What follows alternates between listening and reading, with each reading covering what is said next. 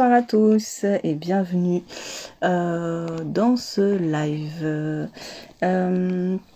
J'espère que vous m'entendez. Alors, normalement, c'est déjà activé. Bonsoir, bonsoir tout le monde. Faites-moi un petit coucou quand vous êtes là. Dans ce live, nous allons parler de deuil avec ma chère collègue qui je vais inviter de suite. J'espère qu'en tout cas que vous allez bien. Dites-moi si vous me voyez bien, si tout se passe bien. Bonsoir Claudino, bonsoir Teresa, bonsoir Marly. En tout cas, j'espère que vous allez bien en ce lundi, jour de printemps. J'espère que vous avez pris du plaisir dans cette journée, que vous avez été au soleil. C'est aujourd'hui aussi la journée internationale du bonheur. Alors on n'a pas du tout fait exprès de faire le live aujourd'hui, on savait pas c'était la journée internationale du bonheur, mais bon, pourquoi pas quand même. En tout cas, j'espère que vous allez bien, que vous êtes heureux et que tout se passe bien. On va faire un live sur le deuil, chose qui n'est pas simple. Mais bon, ça fait partie de notre vie, donc on va y aller. Tout de suite, je vais inviter ma collègue, hop, et comme ça on perd pas de temps. Si vous voulez inviter des personnes, j'espère que ça va. Merci Teresa. Donc on me voit bien, on m'entend, tout va bien, parfait. Donc j'invite ma collègue. Bonsoir. Bonsoir. Est-ce que tu me vois bien? Est-ce que tu m'entends bien? Parfaitement bien, parfaitement bien. Alors, écoute, je te laisse peut-être d'entrer te présenter. Voilà, comme ça c'est fait. Et ensuite, on va rentrer dans le vif du sujet tout de suite. D'accord. Alors, bonsoir à tous. J'espère que vous allez bien. Alors, je m'appelle Anne-France Huré. Je suis psychologue, coach en psychologie positive, auteure et formatrice à Nice dans les Alpes-Maritimes. Je suis spécialisée en psychotraumatologie, en thérapie comportementale et cognitive et au niveau de la douance aussi. Et voilà, et donc j'écris des livres et on va parler ce soir justement du livre que j'ai écrit en lien avec le deuil. Exactement. Merci beaucoup en tout cas d'avoir accepté mon invitation. C'est toujours sympa de partager avec une collègue. Hein. C'est toujours sympa. Ça faisait un moment qu'on devait faire un live, mais voilà. On va dire que maintenant là c'est le bon moment, donc c'est parfait. Ça. Alors. Pour ma part, pour ceux qui ne me connaissent pas, moi je suis Aberminda Lopez, je suis psychologue et psychothérapeute également. J'ai une spécialisation en psychologie du travail, mais également en psychologie EMDR. J'écris également des livres, comme ma chère consoeur qui est ici. Je suis en train d'écrire aussi un livre sur le deuil, qui porte sur un autre type de deuil. Bah, vous allez le voir dans un instant. Mais je trouvais ça très très intéressant d'inviter Anne-France sur ce sujet parce qu'elle a écrit un livre là-dessus. Parce que déjà, elle est psychologue et bah, dans nos cabinets, on reçoit beaucoup de personnes en deuil. Donc, c'est quand même un sujet qu'on commence à connaître.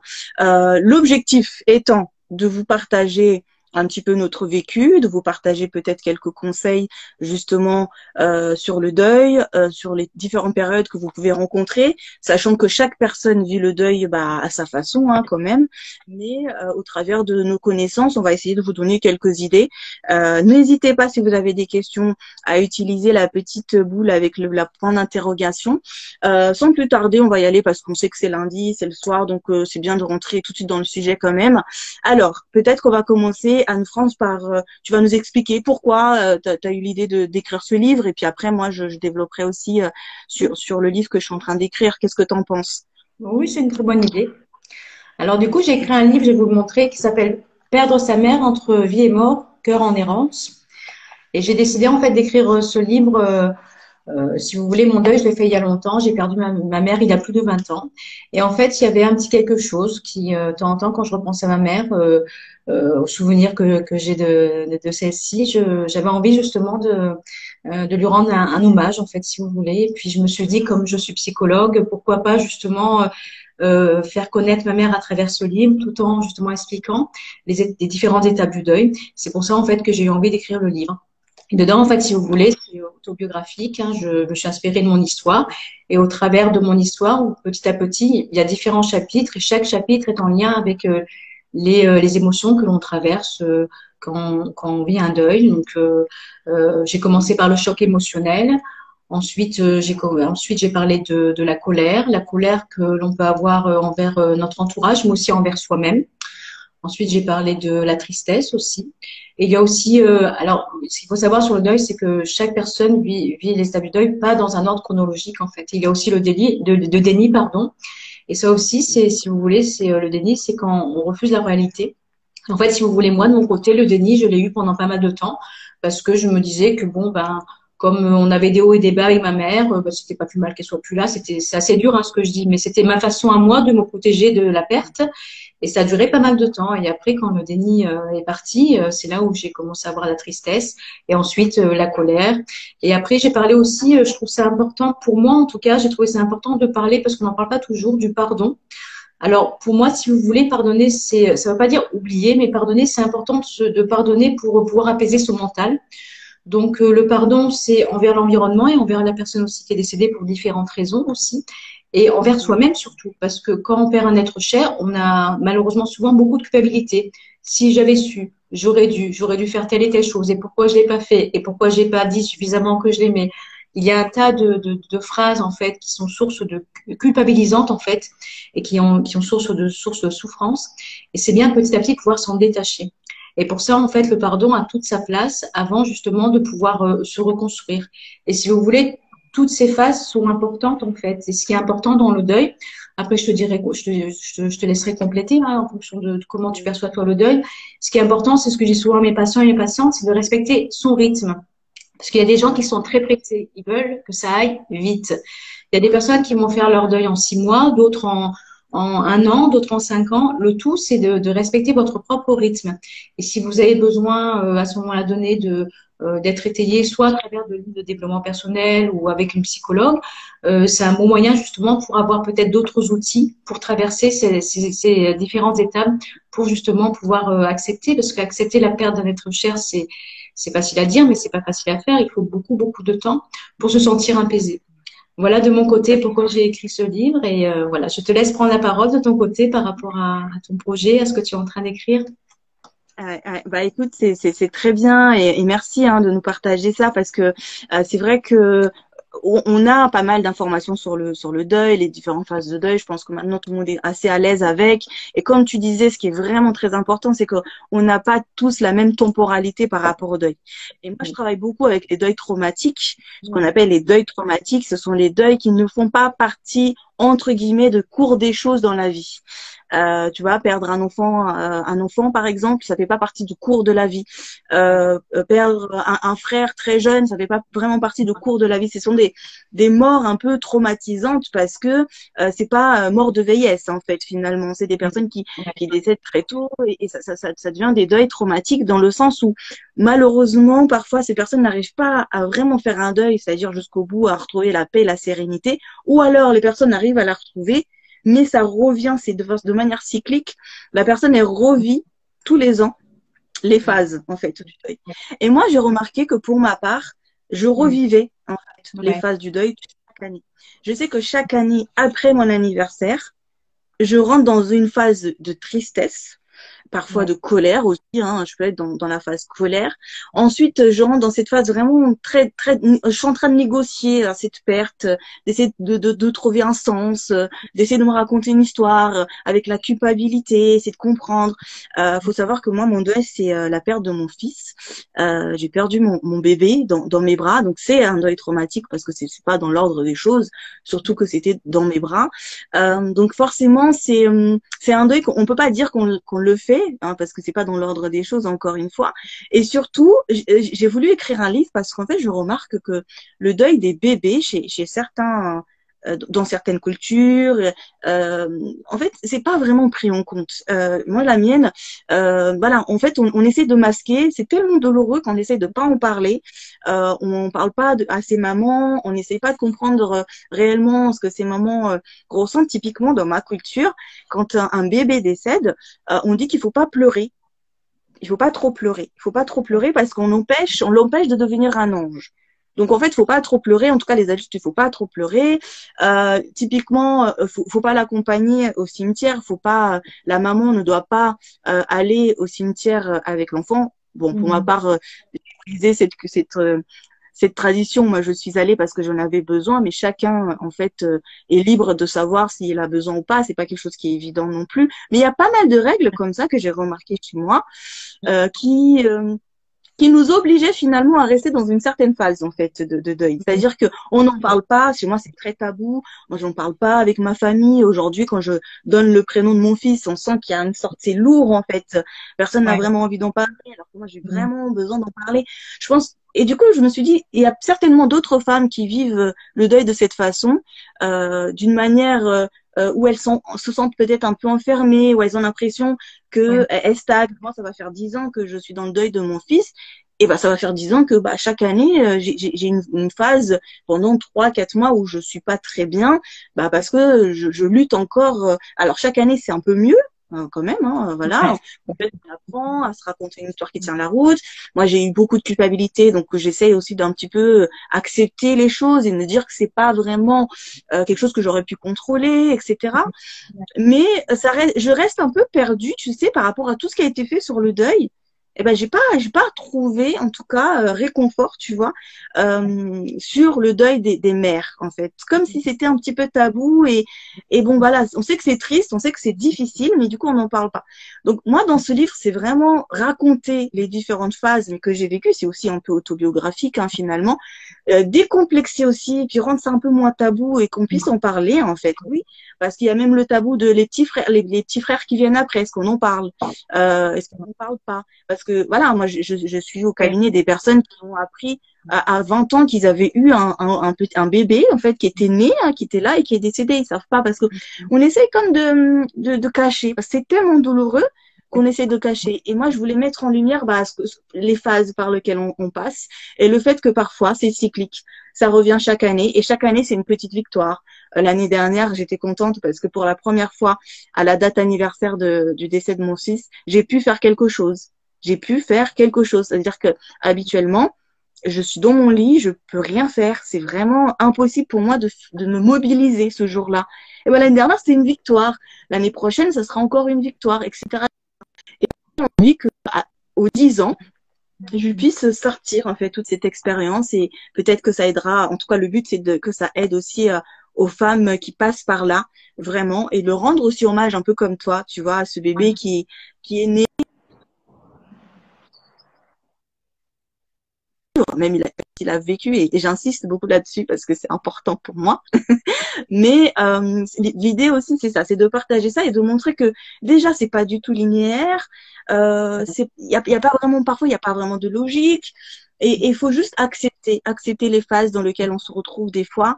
Parfois on est très en colère, oui, bah ça arrive. Parfois on est très triste, on a besoin de pleurer. Parfois on est très, moi il y a des fois où je suis heureuse en fait de l'avoir rencontré, de l'avoir tenu dans mes bras et j'ai envie d'en parler. Tu vois, j'ai envie de partager avec quelqu'un et du coup tu as l'impression que tu peux pas vraiment parce que bon c'est délicat aussi, tu vois. Ouais. Donc c'est un peu amener tout ça dans mon livre aussi, tu vois. De l'expression de la parole, des mots, des émotions, de ce qu'on a envie d'exprimer en fait. Et c'est vrai que ce que tu dis, ça me fait penser un petit peu aussi chaque année en fait, quand tu expliquais ça en fait, si tu veux, moi chaque année en fait, si tu veux, j'ai perdu ma mère et mon père en fait à peu près quelques années de décalage, mais c'était au mois de février. Chaque année, les premières années, dès qu'arrivait le mois de février, c'était un mois, les 2 semaines où j'étais pas bien, je vivais mal, tout ça, c'était un peu, ouais, c'était le traumatisme qui revenait à chaque fois. Et petit à petit, ça s'est estompé. Et puis au fil des années, en fait, il y a eu quelque chose. Je me souviens plus exactement ce qui s'est passé dans ma vie, mais il y a eu un facteur déclenchant. Je me suis dit bon, maintenant ça suffit. Chaque année, j'ai fait mon deuil. Le mois de février, il faut pas que je le vois comme un mois négatif. C'est pas parce qu'il s'est passé ce qui s'est passé au mois de février que ça va dire que tous les mois de février il va se passer quelque chose. J'ai lâché prise en fait, et chaque mois de février, en fait, dans cette période-là, justement, je profite de cette journée. Bien sûr, je pense à mes parents et je profite de cette journée justement pour je sais pas, intensifier toutes les émotions, tout ce que je ressens en me disant je suis en vie, je suis en bonne santé, ils vivent à travers moi, ils sont là tout autour de moi. Et depuis, bah, ça a changé vraiment complètement bah, ce mois, ce passage, cette date en fait, pour en revenir à ce que je disais des années. Je suis Non, contente que tu non. puisses vraiment arriver au fil des années à avancer par rapport à ça. Mm. Oui, oui, c'était pas simple parce qu'en fait, on se rend, on n'arrive pas forcément à le conscientialiser, tu vois. C'est-à-dire que tu sais que, moi, j'ai toujours su qu'après mon anniversaire, j'ai un gros coup de mou. j'ai mis quelques années à comprendre pourquoi. Pourquoi j'avais ce coup de mou, c'est parce que bon, c'était juste après mon anniversaire que j'ai été hospitalisée. Et c'est quelques mois, enfin c'est 2 mois après que je l'ai perdu. Et du coup, en fait, c'est comme si cette période où j'étais hospitalisée, cette période où je l'ai perdu, mon cerveau se rappelait en fait chaque année. Chaque année, mon cerveau, il se rappelait de cette période-là et je me retrouvais dans cette phase. Alors, c'est très étrange parce que je suis vraiment dans la même phase que j'étais avant. C'est-à-dire que entre mon anniversaire et la date où je l'ai perdu, je suis un peu dans une phase où je veux faire plein de choses. Je veux faire plein de choses, je veux faire tellement que je m'épuise en fait. Je suis dans un état, mais je suis épuisée. Donc, c'est une étape où on croirait que je suis extrêmement productive, mais en fait, c'est une production qui est pas saine parce que j'en fais trop. Ouais. Donc ça, j'ai réalisé avec les années et c'est vrai que parfois quand je reçois mois de janvier, je me sens pas bien. Ou tous les mois de mars, je me sens pas bien. Et quand on fait le lien avec la perte, quand on fait le lien et le deuil, attention, le deuil, c'est pas que la perte d'un être cher. C'est parfois aussi la perte de travail. J'ai des personnes qui ont perdu leur travail et Ouais. qui sont rentrées dans des phases de deuil terribles aussi.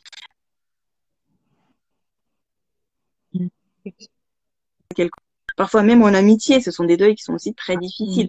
Donc parfois, on traverse des deuils, on se rend même pas compte que ce sont des Un deuils parce que déménagement. voilà, dans notre représentation, le deuil, c'est forcément quand quelqu'un est décédé.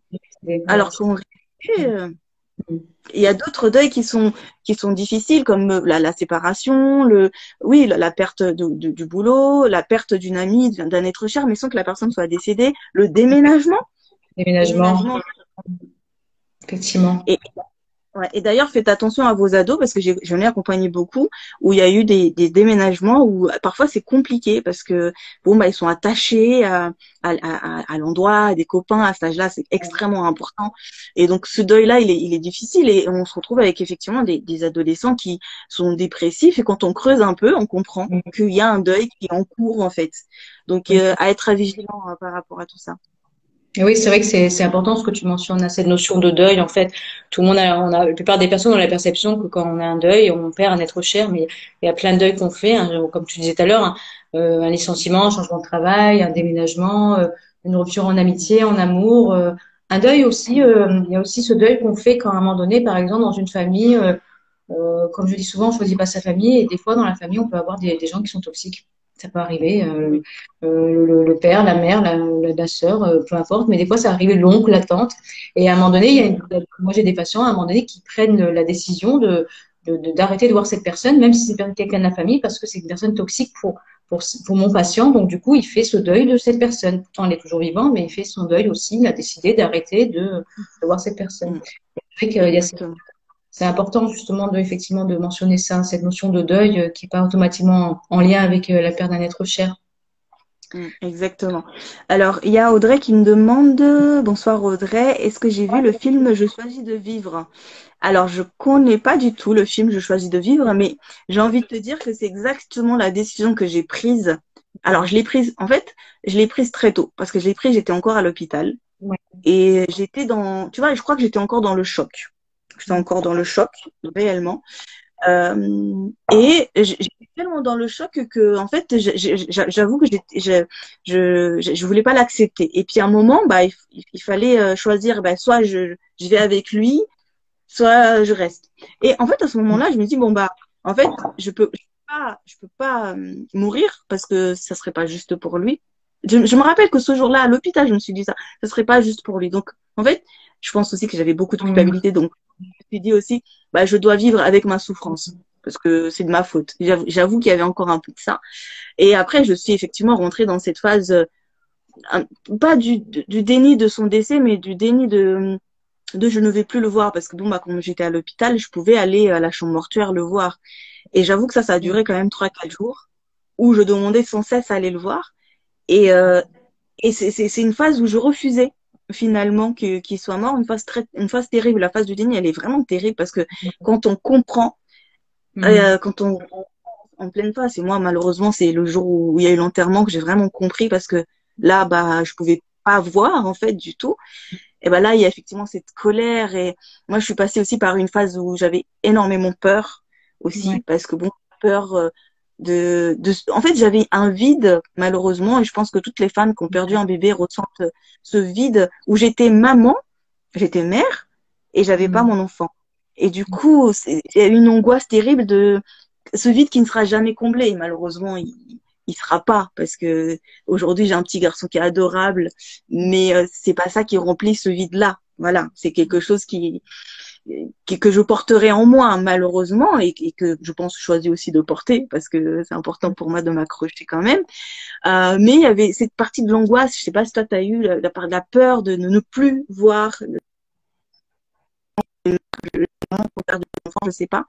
Mais c'est vrai que je suis restée longtemps dans cette phase d'angoisse de ne plus ressentir ce que j'ai ressenti lorsque j'ai tenu mon bébé dans les bras et de ressentir toujours ce manque, toujours cette comme une partie de soi qu'on arrache et qu'on n'a plus. Donc ça a duré longtemps. Et puis après vient la phase de négociation. Et c'est là, je pense, qu'on choisit vraiment de vivre. On se dit, bon, on va vivre. Et puis là, on est happé par une sorte de tristesse énorme. Et parce qu'il y a la phase des déprimes, on est déprimé, on est triste, on n'est pas bien. Et puis petit à petit, on commence à accepter. Et chaque phase a sa temporalité. Ça peut durer 1 an, 2 mois, 2 jours.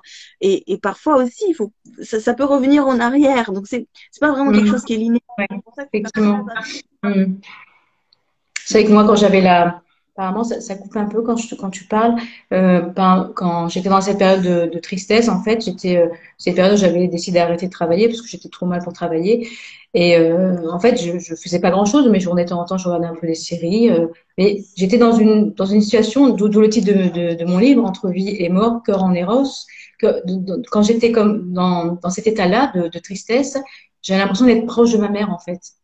Je sais pas comment te dire, comment l'expliquer. En fait, c'est comme si elle était là et à un moment donné, quand j'ai lâché la tristesse, j'avais peur de me dire bon bah si je lâche la tristesse, ça veut dire que je la laisse partir.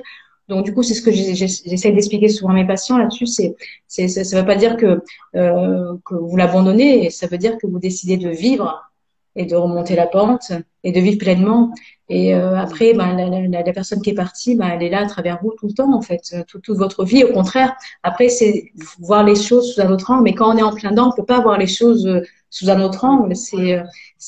Moi, mes parents, je veux dire, je les ai plus depuis longtemps, mais dès que j'ai envie de parler de mes parents, j'en parle. Dans mes réussites, ils sont là. Dans mes moments donnés où j'ai eu des difficultés comme tout le monde, ben, pour moi, ils m'ont soutenu moralement. Ils sont toujours présents. Et c'est ça, en fait, si tu veux, qui nourrit mon vide que j'avais dans le passé. C'est en mettant le focus sur un autre angle, en fait. Tu vois, tout à l'heure, tu parlais de vide. C'est comme ça que je comble mon vide.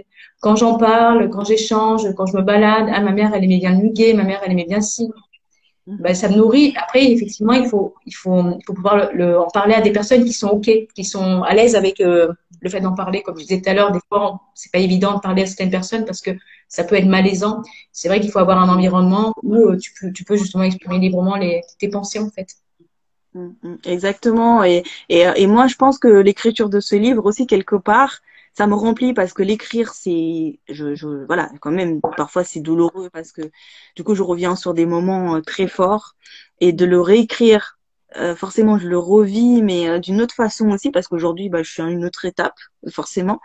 Donc oui, c'est douloureux, mais en même temps, comme tu dis, ça me rapproche de lui et je sens que ça me rapproche d'une certaine légèreté, comme si bon, bah, en l'écrivant, je m'apporte aussi. C'est une vraie thérapie, honnêtement. Du coup, en écrivant, je m'apporte aussi je me dis, voilà.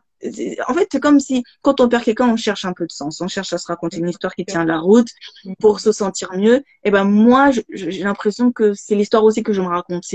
Il faut que je trouve un sens là-dedans. Et pendant longtemps, je n'ai tellement pas trouvé. Ça me torturait. Tu parlais tout à l'heure de pardon. Il faut que j'avance vers le pardon et j'ai l'impression que c'est aussi à travers ce travail-là de recherche, de livres. D'ailleurs, merci beaucoup Audrey parce que je vais aller voir ce film qui a l'air très bien. Alors apparemment, ce serait donc le voyage d'une femme à la rencontre d'autres femmes qui ont perdu un enfant. Et l'une des mamans dit une chose très belle, les vivants ferment les yeux des morts, les morts ouvrent les yeux des vivants. Effectivement.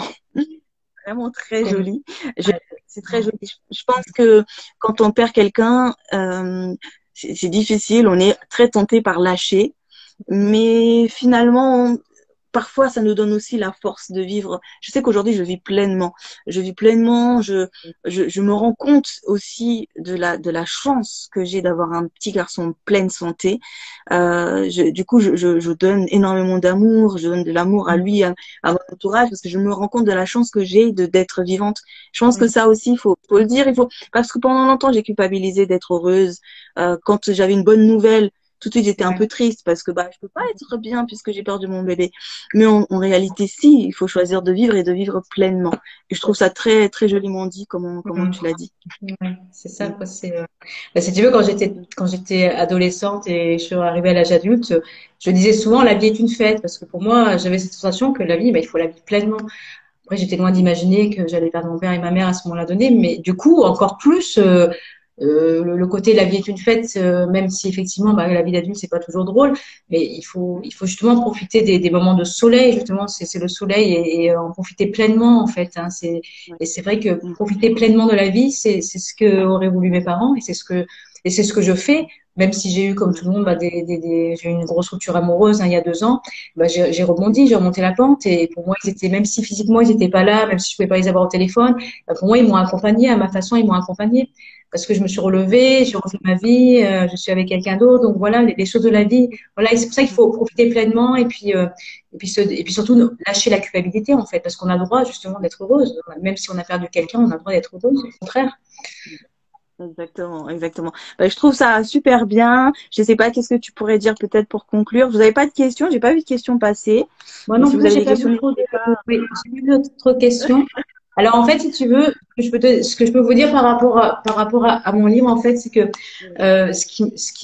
quand je lui ai dit tout à l'heure que j'ai rendu hommage à ma mère, c'est que à chaque coupure de chapitre, en fait, il y a une citation qui peut vous aider justement à surmonter les différentes étapes du deuil. Et en fait, je fais un petit passage sur ma mère. Ma mère, par exemple, je parle des chanteurs, des chanteuses qu'elle aimait bien.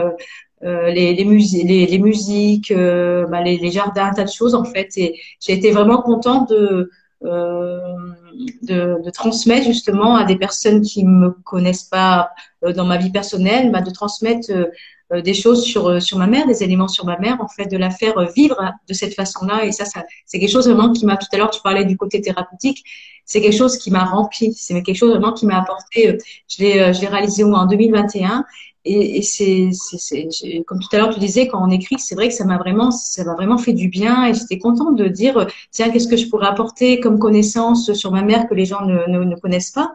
Ah bah tiens j'ai parlé d'Elton John, j'ai parlé de Jacques Brel, j'ai parlé de quand elle cuisinait, elle écoutait France Gall, elle écoutait Jacques Brel, elle était là avec sa cuillère en bois en train de préparer les pâtes et elle dansait dans la cuisine et j'ai des moments merveilleux de ma mère et j'étais contente de le transmettre dans le livre en fait tu vois c'est des choses des petits plus comme ça dans le livre qui font que c'est très agréable à lire, même si c'est douloureux pour quand on perd un être cher. Voilà la petite dose, la petite chose importante que je voulais dire aussi par rapport au livre, quand tu as Ouais, posé ouais. la question. Très bien, j'en parlais aujourd'hui avec une patiente, je disais, en fait, la seule façon de rendre un peu éternelles les personnes qu'on a connues et qui sont décédées, c'est que oui, continuer à penser à eux, à ce qu'ils nous ont laissé, parce que en fait, quand on perd quelqu'un, quand on perd un travail, on pense toujours un peu dans la façon négative, c'est-à-dire on la verra plus. Mais en réalité, la personne nous a laissé énormément de choses, énormément de souvenirs. Moi, malheureusement, j'ai eu la chance d'avoir que quelques heures avec mon fils, mais je m'accroche à ces quelques heures, quelques heures, mais quelques mois quand même dans mon ventre. Donc, je m'accroche aussi à ça. C'est-à-dire que quelque part, il m'a laissé quand même quelque chose d'inestimable. Et il faut s'accrocher. Et quand on perd un parent, c'est pareil. Le parent nous a laissé énormément de ressources, énormément de choses. Et les souvenirs sont là. Et ces choses-là ne partiront pas, par contre. Mais oui, Et ça, c'est pas les choses qu'on a. Les choses sont finalement bien faites parce on garde les souvenirs. Imaginez-vous si on perdait les personnes et qu'on n'avait plus les souvenirs d'elles. Là, je pense que ce serait très dur quand même. Mais vous avez les souvenirs. Et dans les souvenirs, vous avez l'amour, vous avez le partage, certainement des choses aussi qui sont agaçantes. Et tout ça, ça aide. Ça aide à faire le deuil. Donc, ce qu'il faut retenir, c'est déjà le deuil n'est pas uniquement la perte d'une personne, c'est pas uniquement la mort, ça peut être la séparation, la perte d'emploi, le déménagement, etc. déjà. Vous pouvez être en phase de deuil mais même pas vous rendre compte. Donc c'est pour ça qu'il faut quand même être vigilant à ce qui se passe dans votre vie. Les différentes phases de deuil sont pas forcément linéaires. Les personnes peuvent passer d'une phase à une autre. Il n'y a pas forcément de temporalité. Chaque personne a sa propre manière de gérer le deuil. Et rappelez-vous de l'être cher. Rappelez-vous de ce que vous avez passé. Si ce sont des moments au travail, rappelez-vous des bonnes choses en fait que vous avez reçues. Je pense que chaque chose vient pour nous apprendre quelque chose. Et quand on perd un être cher, soit une maman, un frère ou une sœur, rappelons-nous de ce que cette personne nous a apporté, qui sera toujours là. Ça partira pas. Et ça, c'est quand même quelque chose de génial. Voilà, j'ai pas vu de questions, donc c'est que c'est OK. Après, il y a quelque chose peut-être que je voulais rajouter avant qu'on termine, c'est quand moi j'ai perdu mes parents, ils étaient jeunes, enfin moi j'étais jeune, pardon, et ils étaient quand même assez jeunes parce qu'ils avaient tous les deux 53 ans. C'est que maintenant que je commence à essayer de lâcher prise par rapport à ça, c'est pour vous dire que par anticipation, si jamais malheureusement ça vous arrive, essayez de travailler le plus tôt possible là-dessus. C'est que en fait, j'étais consciente que j'allais pas être malade à 53 ans comme mes parents, ils sont décédés à 53 ans, mais néanmoins chaque année, quand je faisais des examens, parce que je fais très attention à ma santé, j'ai toujours eu la sensation qu'on allait m'annoncer que j'allais avoir un cancer moi aussi. Et donc forcément, au bout de 20 ans d'avoir ces pensées chaque année, c'est quand même un peu c'est quand même un peu lourd à porter. Donc à un moment donné, j'ai décidé de lâcher prise en me disant bon maintenant ça suffit. Tu fais des examens chaque année, donc il faut que tu lâches prise. C'est pas parce que tes parents ils sont décédés d'un cancer que tu vas avoir un cancer et décéder à 53 ans. C'est leur histoire, c'est pas la tienne. Donc c'est important de dissocier pour éviter justement d'être dans ce trauma chaque année par rapport à cette situation. Donc ça c'est important aussi peut-être à exprimer par rapport à la situation. Exactement, exactement. Tout ça, ce sont des angoisses en fait, du coup, provoquées par tout ça, où on se raconte une histoire dans notre tête, on se dit ça va arriver aussi, on s'accroche parfois et parfois ça finit vraiment par arriver parce qu'on s'accroche tellement que malheureusement ça arrive. Hein. Donc c'est vrai que il faut faire attention à ça et se laisser un petit peu aussi se lâcher prise. Je pense que c'est le bon mot, de lâcher prise, de vivre les choses comme elles viennent et puis de s'accrocher à ce que la personne nous a laissé. Et ça n'a pas de prix, et ça c'est éternel. Du coup. Et puis dans voilà. excuse-moi, je t'ai coupé. Dans ce qu'elle nous a laissé, c'est dans le caractère, dans mon caractère. Je sais que j'ai des qualités comme ma mère, des qualités comme mon père, et j'ai aussi des défauts comme ma mère et comme mon père. Et avant, quand j'étais jeune, je me disais ah oui, mais non, ce défaut, je supporte pas. Mais maintenant, je suis contente. Je me dis oui, mais j'ai ce défaut-là. Bah oui, comme ma mère, j'ai ce défaut-là et je le vis très bien. Vous voyez, c'est une autre façon aussi de penser les choses aussi par rapport au caractère.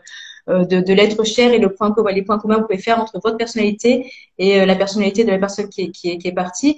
Si avant c'était peut-être malaisant, mais maintenant pour moi j'en suis très contente parce que je fais le lien automatiquement et j'en suis très contente d'avoir ces défauts-là, ces qualités. C'est très bien, c'est quelque chose qui fait du bien et ça donne aussi un sens en fait finalement du coup et ça devient plus facile de justement le vivre le deuil. Je pense que pour moi le deuil c'est un processus, hein. C'est un processus et on le vit et chacun le vit à sa façon. Alors il y a une petite question, merci pour ton partage. Comment Comment on a eu la même chose. Merci pour vos partages. Comment avez-vous réussi à lâcher prise? Alors je te laisse répondre si tu veux. Après je réponds par rapport de mon côté. Oui. Alors moi c'est dans l'acceptation à un moment donné d'accepter que c'est normal que je vais mal. En fait, je me suis dit à un moment donné, c'est normal. En fait, je vais mal, c'est pas grave. Je vais vivre. Moi, j'ai eu une phase où j'allais beaucoup, beaucoup, beaucoup au cimetière, par exemple, et j'avais besoin d'en parler, j'avais besoin d'aller. Et je me suis dit, non, c'est pas bien. Je vais peut-être aller moins. Non, en fait, je me suis dit, non, je vais m'écouter. Et oui, si j'ai envie de pleurer, je pleure. Si j'ai envie d'en parler, j'en parle. Et je pense que c'est ça. C'est en m'écoutant et en disant que ce que je ressens était légitime. Et que ce soit 5 ans après, aujourd'hui ça va faire 9 ans cette année, 9 ans après, ce sera quand même légitime ce que je ressens par rapport à la perte de mon fils et parce que je le ressens en fait et c'est pas grave. Donc ça m'a énormément aidé. Je me suis aussi fait aider, hein. J'ai vu une thérapeute pour ça. Alors par contre, j'ai pas encore comprendre les cycles de façon cyclique que dans certaines périodes, parce que ça, je l'ai pas vu toute seule, c'est pas facile à voir quand même, hein, les cycles. Donc, j'ai compris que c'était cyclique, ok. J'ai compris que il y avait aussi beaucoup de culpabilité. ok, je l'accepte et je travaille dessus, j'avance petit pas par petit pas. Et je pense que ce qui m'a beaucoup aidé, c'est de me dire, le deuil n'est pas fait de la même façon pour tout le monde. Ouais, Donc, moi, je dois respecter ma façon de le faire. bien sûr, bien sûr. Ouais. Et de mon côté, en fait, bon, maintenant, c'était il y a plus de 20 ans. Donc, maintenant, oui, je fais depuis 4 5 ans, je fais beaucoup de méditation, je fais du théâtre, je fais pas mal de choses. Mais à ce moment-là donné, quand j'ai perdu mon père, je l'ai géré parce que mon père, mes parents étaient divorcés. Donc, mon père, je le voyais peu. Alors, du coup, je dis pas que ça a été plus facile, mais j'ai surmonté beaucoup plus facilement, effectivement, le deuil que ma mère. Ma mère, ce qui m'a manqué, c'est pour ça que j'ai écrit ce livre. Ma mère, ce qui m'a manqué, c'est que les personnes que j'avais dans mon entourage avaient leurs parents. Donc, j'avais personne à qui parler qui pouvait me comprendre parce que tout le Mhm. monde avait ses parents. Donc, du coup, j'étais un peu comme une étrangère qui parlait des émotions et les gens ne savaient pas quoi dire. Donc, c'était malaisant. Donc, du coup, j'exprimais très peu de choses pour essayer d'épargner mon entourage. Donc, je me suis sentie très seule. Et à ce moment-là, j'avais pas l'idée de commencer à lire des livres de développement personnel. J'ai pas du tout pensé. Et c'est bien après que j'ai pensé. Donc, c'est vrai que après, quand j'ai repris mes études, je suis devenue psychologue. Bah, j'ai eu envie d'écrire aussi ce livre parce que je me suis dit, pour les personnes qui n'ont pas envie de voir un thérapeute, qui n'ont pas envie d'en parler, mais qui ont l'idée d'avoir envie de lire un livre de développement personnel, au moins, je pourrais les aider de cette façon-là. C'est aussi pour ça aussi que j'écris le livre.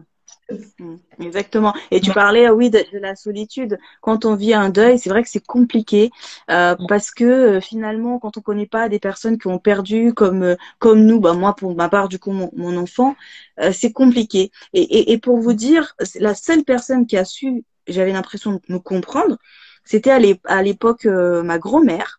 Ouais. Ma grand-mère que j'ai rencontrée 2 ans après. J'ai vu 2 ans après parce que ma grand-mère ne vivait pas ici. Et elle avait perdu, en fait, elle avait perdu un bébé. Et en fait, c'était la seule personne que j'avais l'impression qui me comprenait.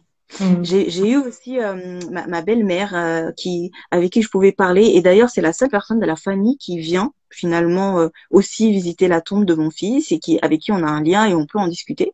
Parce que pareil, elle a perdu un enfant. C'est-à-dire que si je pense, j'avais l'impression que les personnes qui n'avaient pas perdu d'enfant étaient extrêmement gênées parce que je suppose que l'imaginaire est encore, enfin, ils se disent, mais comment c'est possible, en fait, de surmonter ça? Comment c'est possible de vivre après ça? C'est tellement énorme. Et du coup, ils sont un peu dépassés. Ce que je comprends tout à fait. Je pense que je comprends, voilà, c'est pas évident de le comprendre. Et effectivement, cette sensation de solitude qui est un peu pesante. Mais je Mhm. pense que toutes les femmes, toutes les personnes qui se retrouvent dans une situation pareille, je pense que la solution, la meilleure solution, c'est de accepter votre ressenti. Parce qu'on a tendance à vouloir que notre ressenti soit légitimé, validé par les autres. Mais en fait, les autres ne peuvent pas le faire. Donc, c'est à nous aussi d'accepter notre ressenti, de le valider, de se dire, bah, c'est normal. Si je me sens comme ça, c'est normal. C'est ma façon de gérer le deuil et votre façon de gérer le deuil est unique. Donc voilà, j'espère qu'on Tout a à fait. répondu à la question de Nixon. Merci, Très bien. merci à toi pour ce duo hein, sur le deuil et c'était un très bon moment aussi. Puis c'est important aussi de pouvoir vous transmettre à notre façon bah, des outils, sur ce deuil, sur les différentes étapes et n'hésitez pas à nous envoyer bah, des messages privés si vous avez besoin d'autres éléments d'autres questionnements. N'hésitez pas. Et je vous souhaite Oui. une bonne soirée et puis bah, à très bientôt pour un autre duo. Merci. Oui, merci beaucoup, avec grand plaisir, sur une autre thématique, pourquoi pas. Merci beaucoup pour le partage et je vous rappelle donc le livre de Anne-France, n'hésitez pas à aller le procurer. Alors, où est-ce qu'on peut le procurer, ton livre, du coup? Alors, soit sur le site des éditions Maya, ou soit vous pouvez aller sur Amazon. Il est sur Amazon, sur différentes librairies, sur Internet aussi. Voilà. Mhm. Est-ce que tu peux juste rappeler le titre? Je vais peut-être l'écrire comme ça, Alors, hop. perdre sa mère entre vie et mort, cœur en errance. D'accord, très bien. Bah écoute, merci beaucoup, vraiment. Et puis n'hésitez pas à aller donc vous procurer son livre directement. Merci et très belle soirée à toi et à très bientôt pour un autre duo avec grand plaisir. Avec plaisir. Au revoir, bonne soirée à tout le monde. Bonne soirée. Alors du coup, je sais pas comment on déconnecte. Ah, c'est bon. Alors, hop, que je vous dise au revoir comme il faut. Donc encore merci à Anne-France pour ce live. J'espère que vous avez pu écouter, que ça a pu peut-être répondre à vos questions. N'hésitez pas à mettre une question, même sous commentaire, parce que je vais l'enregistrer.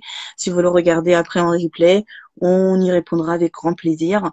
Euh, voilà, en tout cas, je vous souhaite une très très très belle soirée et dites-moi aussi si les lives comme ça, un peu courts avec une autre personne sur une thématique, ça vous plaît, ça vous intéresse, comme ça, j'en préparerai d'autres avec d'autres collègues. Je pense que ça, c'est important aussi quand même d'avoir d'autres points de vue. Voilà, je vous souhaite une très belle soirée et prenez soin de vous et profitez du printemps. Bonne soirée.